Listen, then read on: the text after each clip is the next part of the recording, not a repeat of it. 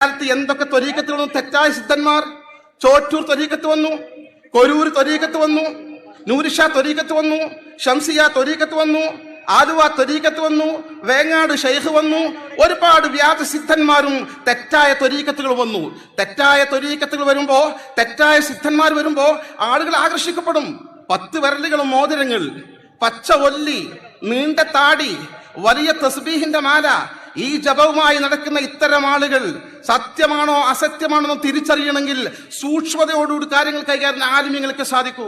ആലിമ്യങ്ങൾ അക്കാര്യം കൃത്യമായി ഭംഗിയായി നിർവഹിച്ചതിനെ തുടർന്ന് ഒരു ചോറ്റൂർ ത്വരീക്കത്തുകാർ ആരെയും നമുക്കറിയില്ല, കൊരൂർ ത്വരീക്കത്തുകാർ എവിടെ നമുക്കറിയില്ല, ഷംസിയ ത്വരീക്കത്ത് എവിടെ നമുക്കറിയില്ല, നൂർഷ ത്വരീക്കത്തിന് ചെറിയ ശകലങ്ങൾ ബാക്കി നിൽക്കുന്നു, ആലുവ ത്വരീക്കത്ത് ചിഹ്ന ഭിന്നമായി കൊണ്ടിരിക്കുന്നു. ഇതൊക്കെ യാഥാർത്ഥ്യമല്ലേ?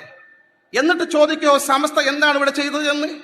അള്ളാഹുവിന്റെ പരിശുദ്ധമായ ദീൻ, അതിന്റെ യഥാർത്ഥ മാർഗമായ അഹ്ലുസുന്നത്തി വൽ ജമാഅത്ത്, അതിൽ മുസ്ലിം ജനസമൂഹത്തെ ഉറപ്പിച്ചു നിർത്താൻ വേണ്ടി കഠിന യത്നം നടത്തി സമസ്ത ചെയ്തു. അത് സമസ്ത ചെയ്തത് അത് തന്നെയാണ്.